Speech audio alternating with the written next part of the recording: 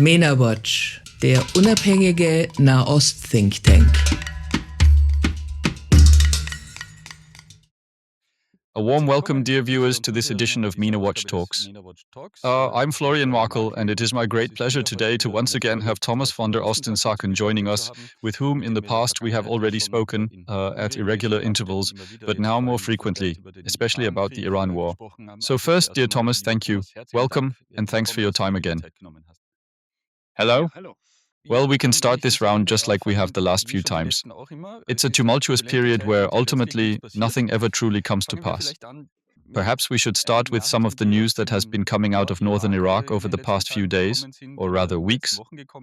There are increasing reports of intensified Iranian troop movements and more frequent attacks. Can you tell us a little bit more about that? Indeed, since the war escalated into a heated phase 10 days prior, Iraq has once more been pulled into the conflict, particularly Iraqi Kurdistan. There have been attacks on the positions of Iranian Kurdish parties or opposition groups, and tragically, several of their members have once again lost their lives in these recent assaults. There have been further attacks on Erbil, and it's clear that Iran, alongside other Gulf nations and Jordan, is once again attempting to draw Iraq into this new phase of the conflict, with a particular focus on Kurdistan. This is largely because at the outset of the war, around February and March, there were also these kinds of situations.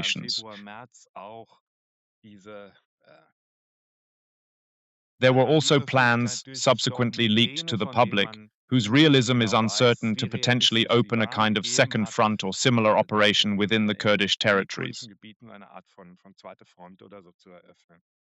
There's this theory that since the US was clearly unwilling to commit ground troops itself, and a war coupled with regime change is much harder to achieve solely through air power, the Kurds were envisioned as a kind of fallback, a secondary force, essentially the ground component, and now the Iranians are de facto attempting to neutralize this option for future rounds of conflict.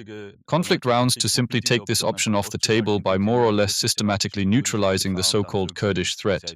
Is that plausible?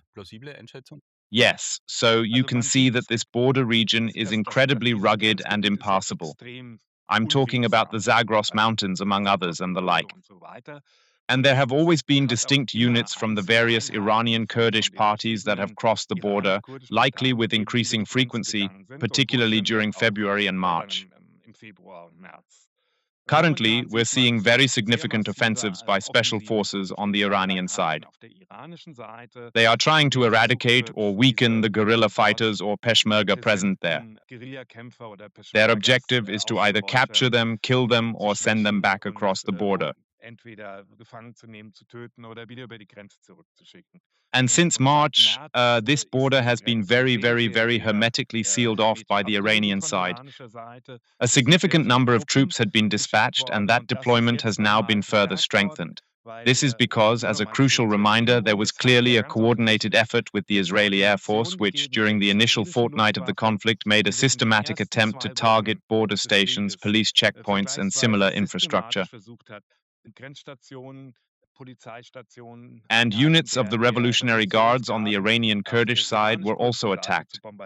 This only truly makes sense if one considers it as preparation for, let's say, a popular uprising, or even perhaps for the movement and the transfer of combatants across the border. And that has ceased. So, as far as I know, there are currently no attacks in northern Iran from the US side, meaning the Iranian army now has free rein there, allowing them to proceed with their operations.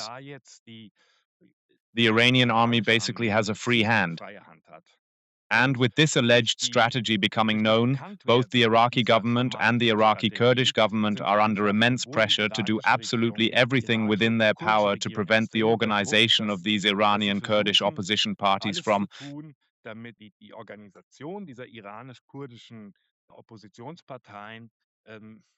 that it might lead to or even facilitate some form of ground combat situations.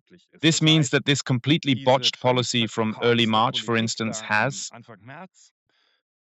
led to a situation where it can be concluded that, as things currently stand, the Kurdish parties and the Kurds in Iran are the biggest losers of this entire strategy. This means that, ultimately, what the Kurdish side had always expressed back then is now proving to be true, coming to fruition in these very days. They're being cautious because, of course, the threat looms that if all this doesn't work, if the war doesn't end as hoped, if the regime remains in power, then ultimately the Kurds will once again be the ones to bear the brunt. Exactly. And that already happened back in April. So, just to jog your memory, not long before the war broke out, several Iranian Kurdish parties, who previously weren't particularly allied, decided to form a coalition together. There were political and military preparations, and then all of a sudden, this statement from the US claiming the Kurds are now starting a ground offensive. A week after that, Trump declared, "I don't want the Kurds there at all." Then, reports emerged that Erdogan had stepped in, as he was adamantly against having an independent or autonomous Kurdish territory in Iran. So then these parties had to retract their stance and declare, "We are neutral in this war," which de facto they obviously are not, since the program of all Kurdish parties aims for the overthrow of the Tehran regime. And if there had been truly sustainable planning for a regime change, these Kurdish units would have been absolutely crucially important. And now, in my opinion, they are left out in the cold, and the topic is off the table. Nobody is talking about overthrowing the regime in Tehran anymore. And this also correlates with the fact that the next ones who will have to bear the main burden of this war, which is bear the brunt, are mainly Arabs in the south on the coast in Khuzestan who also have disproportionately and consistently been part of the opposition. This entire coastline in Hormuz, Bandar Abbas, which is currently being bombed, where infrastructure is also being bombed, is predominantly inhabited by Arabs. And it's not the first time these Arabs in southern Iran, who are already disproportionately oppressed and live in an extremely underdeveloped region despite the oil wells being there, are the main victims of wars. That was already the situation during the Iran-Iraq war, where this region was, in principle, largely devastated and destroyed. Yes, let's turn to that theater. It's not just the Iranian buildup in northern Iraq. If media reports are to be believed, there's also an increased buildup of American troop contingents, air contingents, and so on. There are rumors that Trump, despite earlier indications, might now be contemplating some form of ground operation, potentially to secure the Strait of Hormuz, regardless of the intricate details of how such an endeavor could be successfully achieved. Let's return to a question we've posed frequently in recent weeks. Can you explain to me exactly what the US strategic calculation is right now? What exactly are they up to? Well, there's no need to even discuss strategy because we've already established back in March that this war lacks any coherent strategic objective whatsoever. And the problem is, if you don't have a strategic goal, you can still formulate tactical goals, but those tactical goals can also change every day. And that's exactly what we've ultimately seen in recent months. So, the significant strategic objectives, regime change, denuclearization, the destruction of the Iranian medium and long-range missiles, and the termination of support for groups such as Hezbollah, Hamas, and the Houthis. Those were strategic objectives. They have since abandoned those strategic objectives, and now a new, previously non-existent objective has come to the forefront, opening the Strait of Hormuz. The Strait of Hormuz was previously open, and it was a significant error not to have factored in that Iran's ultimate strategy is to actually close this vital waterway. And at this moment, we are ultimately discussing a tactical objective, and the overall strategy has receded significantly into the background.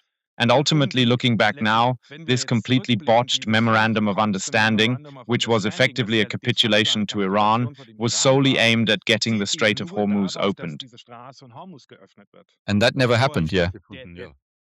That never happened, and it was about 60 days, and Iran always said, after these 60 days, we will impose fees there, which means this memorandum of understanding was not won, so it was clear the Strait of Hormuz would become the next major point of contention, and the only trump card Iran has at the moment is this Strait of Hormuz. So then Trump said, we'll take it over and levy fees. Then the Gulf allies said, that's not possible. And then Rubio said, but that's not international law. So now he's talking about international law. Just totally crazy. Now, the big question is the situation, the war has broken out again. There's a double blockade of the Strait of Hormuz, just like there was in April. The Iranians closed it, and then the Americans declared, we are blocking all Iranian traffic. So we are right back at square one. What we're discussing now is purely tactical. So, from a tactical standpoint, it appears the US Army or Air Force is now attempting to now bombard the very coast from which these drones, swift speedboats, and deadly missiles are launched, specifically aiming to decimate bridges, pulverize additional infrastructure, and obliterate missile launch sites. This could theoretically serve as a precursor or preparation for an impending landing of ground troops, either on Karg, that crucial oil terminal island, or directly along the coastline itself. Right. Although occupying Karg doesn't get you the Strait of Hormuz either. I mean, if you look at a map, the two have relatively little to do with each other. Well, one could try to economically strangle Iran by cutting off its oil exports. But by now, it must also have been established that since the Iranian regime holds its own population hostage, just as Hamas holds its people hostage, the Iranian regime, as long as it maintains control through repression, is relatively indifferent to such measures, regardless of whether inflation rises or living conditions deteriorate. So that's a complete misjudgment of these regimes. We've always seen this, even with Iraq in the 90s. Saddam had no problem with his children starving. He used that as a weapon, and Iran could do the exact same thing. So, let's discuss tactics. And with these tactics, it remains ambiguous whether they desire a new round of negotiations, which is quite clearly what certain elements within the US administration, such as J.D. Vance or Marco Rubio, want to achieve, and which I believe is also becoming the favored approach among the Gulf Arabs, as they clearly perceive that military actions in this region will lead to no favorable outcome, other than causing our economy to crumble and collapse. Or is this just a precursor to an escalation involving ground troops? Considering how close we are to the midterm elections, with such an unpopular war, one really has to question if Trump would genuinely take such a significant step. Because in the last 3 days, 3 more US soldiers have unfortunately been killed, 2 in Jordan and 1 in northern Iraq. Several have been injured. This means the death toll on the American side is also rising, and we all know that in unpopular wars, a high number of American casualties usually doesn't lead to good election results. Yes, at the same time, and here comes the armchair psychology, but at the same time, what we know about Trump with some certainty is that he doesn't want to look like a weakling in public.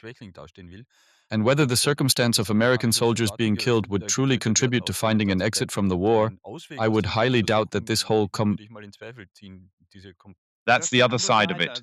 In fact, today, a former high-ranking US military official said he fears this war is spinning out of control, that we are confronting such an escalation of war where ultimately the United States, at the very least, loses sight of its strategic goals and is only concerned with saving face. Yes, and on the other hand, the Iranian regime does indeed possess a relatively, not a very comprehensible but clearly defined goal, which is simply to survive, for as long as humanly possible, to inflict the greatest amount of damage, to play for time, and to not let go of this trump card, the Strait of Hormuz. Because it knows that if the Strait of Hormuz isn't under its control, it's holding a very, very bad hand. That's the one trump card that wins. Yeah, let's just briefly stay with Trump for a moment. If one reviews how his position regarding the regime has shifted and evolved over the past few months, then, well, firstly, it's easy to lose track, but his stance has gone from somewhere between exclaiming they're all crazy and calling them crazy bastards to now asserting we have a new leadership in place and they are considerably more reasonable, more predictable, and it's quite possible to forge a good deal with them to we have a deal and now everything's fantastic and the world is a much safer place to no, they're just crazy idiots. I don't even know them, and we're going to bomb them back to the Stone Age, to, I don't know, I haven't read up on it much today. He's likely still sleeping at this moment, so we can't be sure what his current stance on the whole issue will be today. But the flip-flopping that's happening practically on a daily basis is completely insane.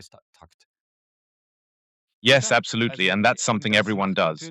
I also surmise that the American military isn't exactly ecstatic about this, because we all know that engaging in a war without a clear strategy and without a defined objective is absolutely the surest way to lose it. And of course, I think the warnings from ex-military personnel, from experts, are that the US is expending enormous quantities of extremely expensive and very difficult to replace missiles and high-tech weapons, missiles and advanced high-tech weaponry that need to be replenished, and their existing stockpiles are simply dwindling or becoming extremely critically shrinking, especially given potential conflicts possibly involving China and Taiwan, among others, which shouldn't be overlooked. Because again, as we've frequently discussed, this is an asymmetric war we're facing. So, just to shoot down a handful of inexpensive drones flying over the Emirates, Kuwait, or Jordan, the Americans are expending incredibly costly missiles, which, by the way, cannot simply be replenished within a month's time. And that was the problem back in April, that a warning had been issued that this is slowly becoming a material issue, a question of supplies indeed. And every day this war continues to be fought in this manner, that question becomes increasingly existential. Furthermore, one mustn't forget that many of these US soldiers have been stationed in the Persian Gulf for several months. These aircraft carriers are completely overstretched and facing serious challenges. Also, it's worth noting that due to all the internal political conflicts currently unfolding within the United States, as far as I'm aware, the military budget for 2027 has not yet even been officially approved or ratified. Well, they have other problems anyway. Pete Hegseth, the Secretary of War, has now decided to have everyone over 30 in the American military undergo testosterone level tests because they have to be on the cutting edge of, I can't even remember the absurd phrasing, lethality. They have to be on the cutting edge of lethality, the American soldiers. Because, of course, when you're piloting a drone, you're expected to be testosterone fueled, looking like a Spartan warrior at Thermopylae, all muscular and pumped up, right? That's just how it's got to be, or something along those lines. Now let's consider another whom we should take more seriously, J.D. Vance. You mentioned him, and Trump essentially made him the chief negotiator. He's now come up with the brilliant idea regarding the negotiations he led, which any reasonable person already considered futile, to now blame the Israelis for the complete failure of the entire endeavor. He recently announced in a television interview that certain circles within the Israeli government are allegedly funding and controlling American organizations with the sole purpose of bringing about the downfall of this critical agreement with Iran. So he's continuing to distance his wing of the Republican Party from Israel. That's actually a major success for the Iranians, isn't it? Yes, and that was predictable because this wing around Tucker Carlson, Megyn Kelly, and J.D. Vance is in fact the original MAGA wing. He truly represents that faction. Also, one really must remember that Trump ran on the platform of no more never-ending wars. And the very prominent circles within the MAGA movement have indeed disavowed Trump precisely because of this ongoing and costly conflict.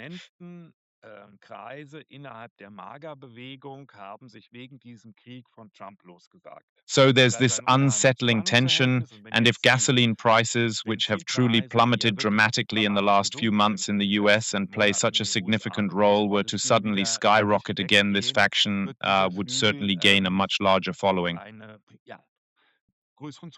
We can certainly assume that, right? And then, naturally, there's this current tension in the US, where you observe that significant segments of the left-wing Democrats have come to understand that the Israel issue can be an exceptionally potent campaign tool, particularly for the so-called democratic socialists.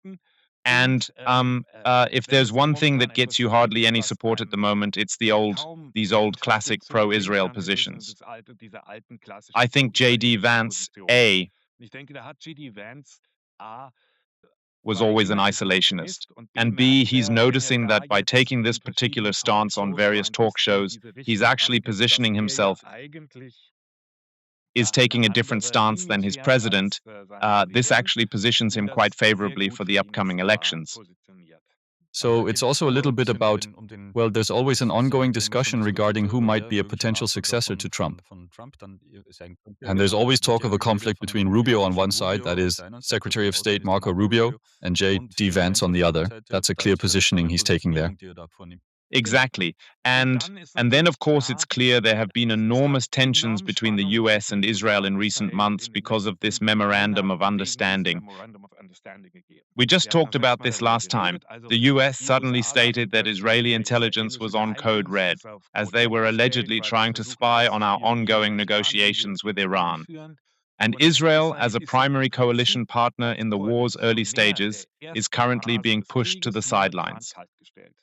For the past 10 days, it has exclusively been the US attacking Iran, and what's interesting is that Iran hasn't attacked Israel either. So it now involves 7 countries in the region: Bahrain, Kuwait, the Arab Emirates, Oman, Saudi Arabia, Jordan, and Iraq. Iran has actually drawn these countries into the conflict in part to clearly demonstrate that the United States truly cannot effectively shield them. Yes, although there has been an interesting shift there. It's well known that in March's conflict, the United Arab Emirates faced the primary impact of Iranian drone and missile strikes over the past few days.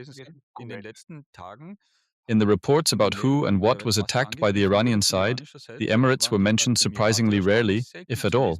I'm not entirely sure about that now. So, there's clearly been some significant shift in Iran's calculations.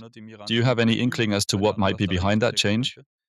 Presumably, if anything, it's diplomatic, but Bahrain and Kuwait above all. Kuwait is interestingly, unlike the other Gulf states, it has always surfed on this extremely anti-Israeli wave.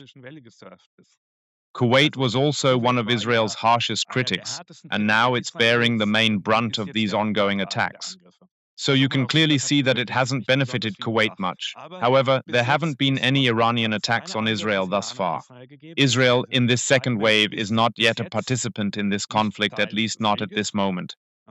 And we know there have been enormous tensions because Israel had to reject this memorandum of understanding quite apart from this particular government, simply as the state of Israel, because it would have been an immense strengthening for Iran, a massive boost to their power and influence, don't you think? So, to put it another way, there's a definite strain, a palpable tension between the US administration and Israel due to this diplomatic approach being taken towards Iran. And one can clearly observe a tectonic shift taking place in the US, moving away from established pro-Israel movements and circles. This change is so significant that even the issue of Israel is now gaining traction and becoming an attractive topic in electoral campaigns and other public discussions, wouldn't you agree?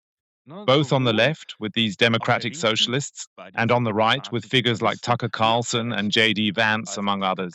And that, I must say, is a very, very dangerous development indeed. This Netanyahu government naturally is doing absolutely nothing to counteract this, and there are no steps being taken.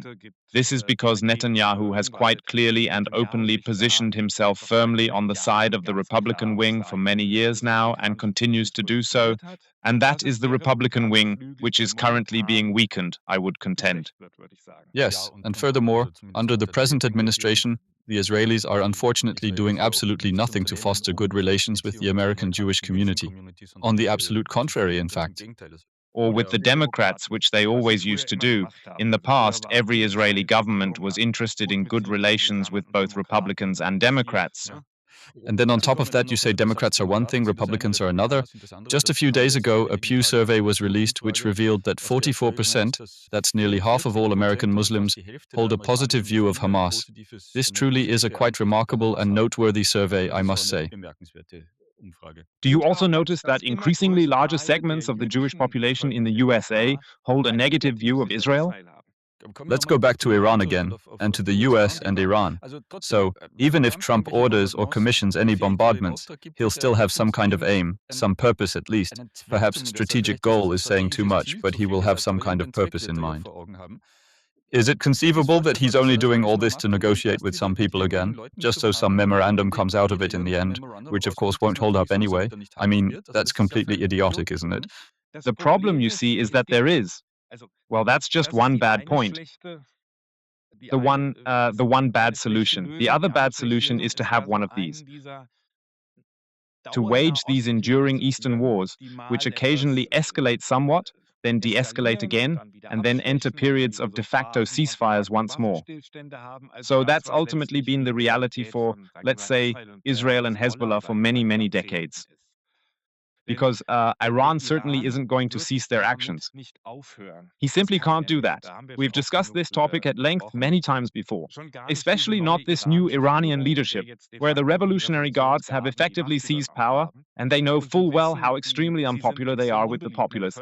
It's not as though the attitude of the Iranian population who took to the streets back in January has shifted whatsoever in relation to the regime. Perhaps, as some Iranian friends have written to me, a faction deeply entrenched in Shiite tradition genuinely believes the regime's continued survival is clear evidence of the Almighty's direct involvement in these events. But let's just say, the very people who've been striving for years to overthrow this regime, they aren't going to concern themselves with the new revolutionary leader enough to fight until the very last drop of blood is shed. This means that Iran must keep this situation boiling over. The only prospect Iran truly possesses is what was stipulated within this memorandum of understanding: 300 billion, handed over in cash, intended as funds for rebuilding the country, which is for the most part devastated. So, we had a war, then a ceasefire that was never truly a ceasefire. During this period, Iran accumulated several billions in revenue, which, from an American perspective, makes absolutely no sense whatsoever. Now we're back to another war, and what is it all supposed to accomplish in the end? We're just going in circles, endlessly repeating the same patterns. So, it really just...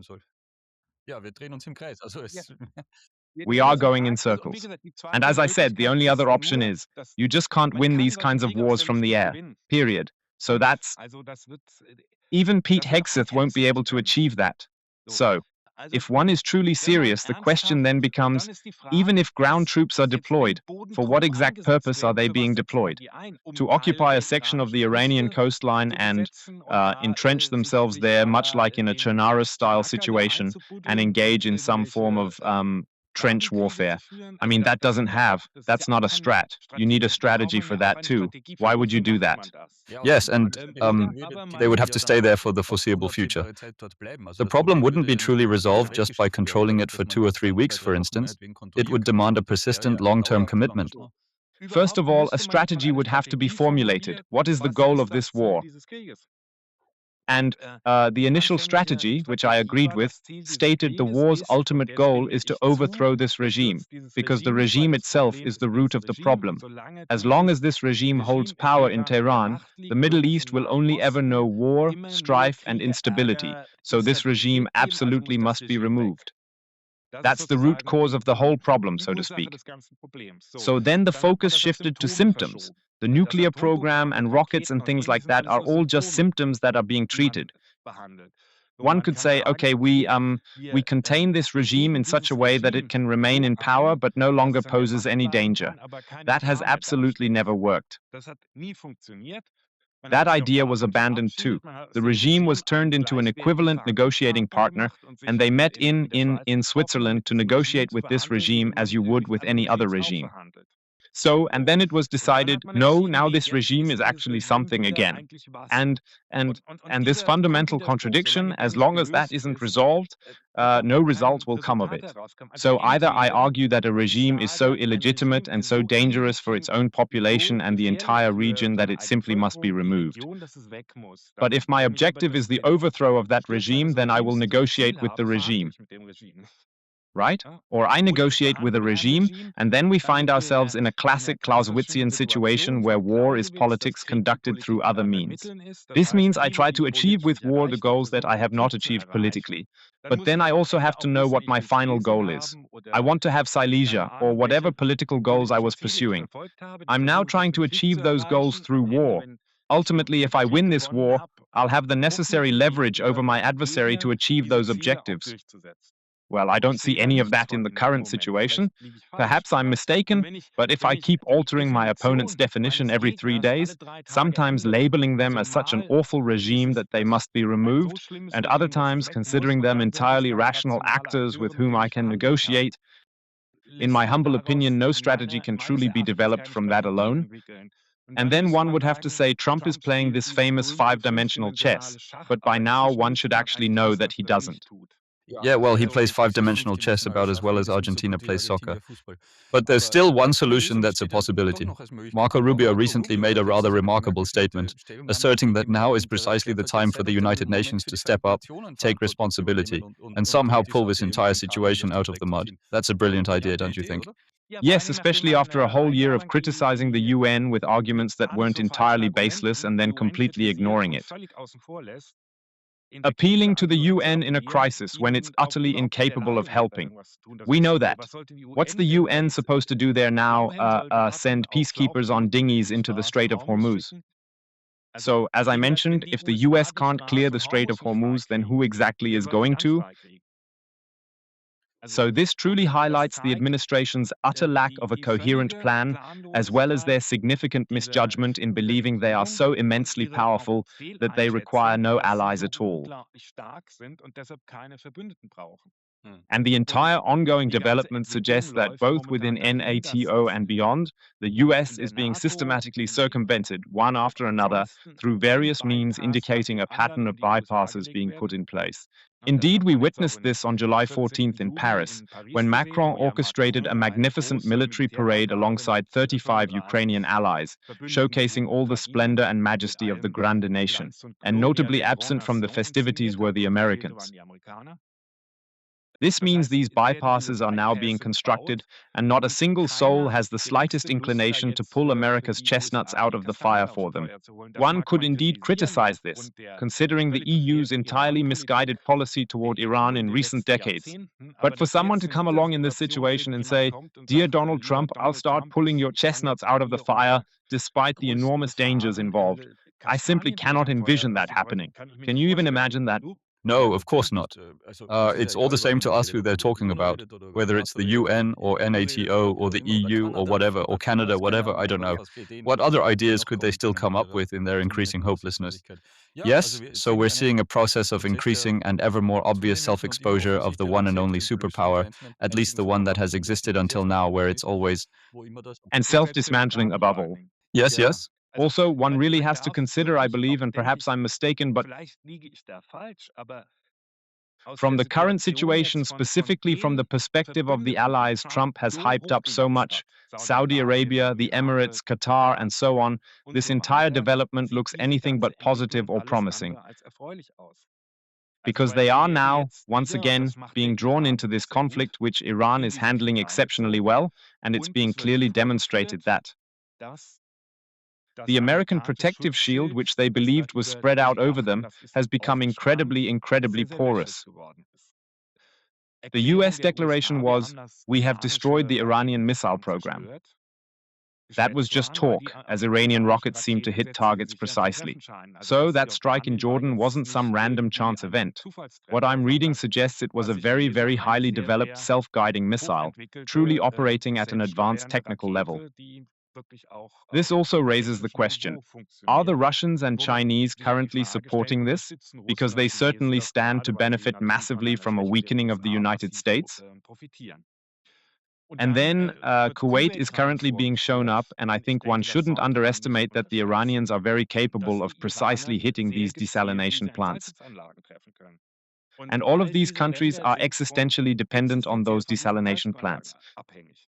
Therefore, if the Iranians escalate the situation and start attacking and hitting the desalination plants in the Emirates, in Kuwait, in Bahrain, and also in Saudi Arabia, then a national state of emergency would be declared within just a few days, because the entire existence of these artificial desert states, which were once nothing more than a handful of small fishing villages, is completely dependent on their water desalination plants.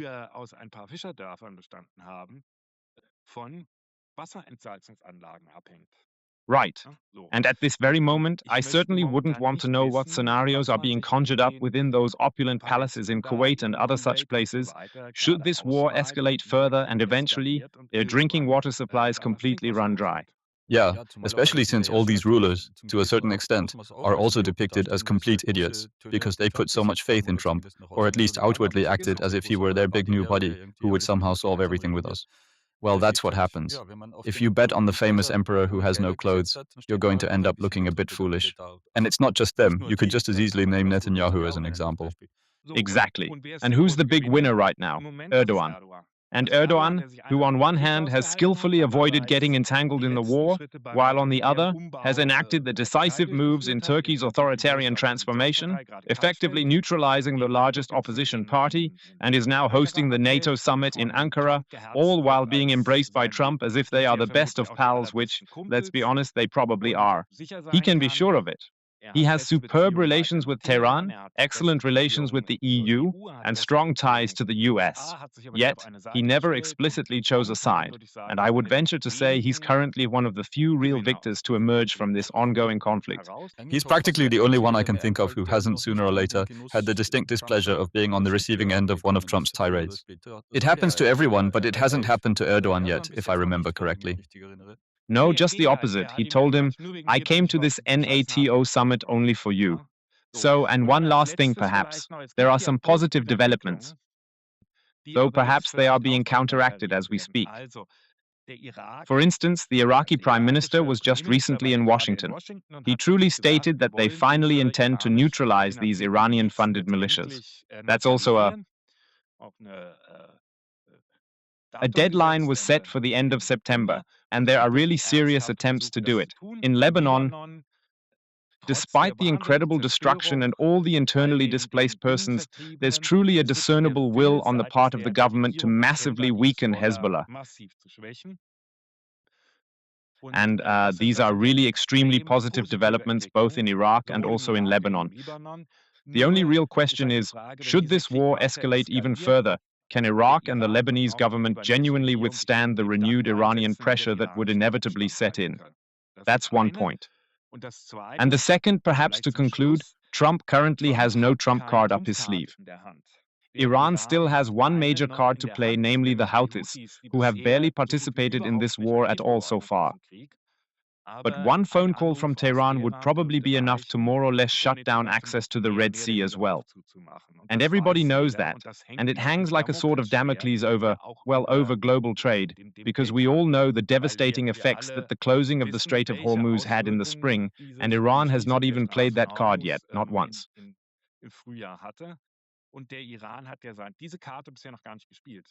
Well, that certainly could also be connected to the fact that past years have demonstrated that concerning the Strait, specifically the Red Sea, there are indeed entirely different actors who would also be willing to get involved militarily there as well, which is a significant factor to consider.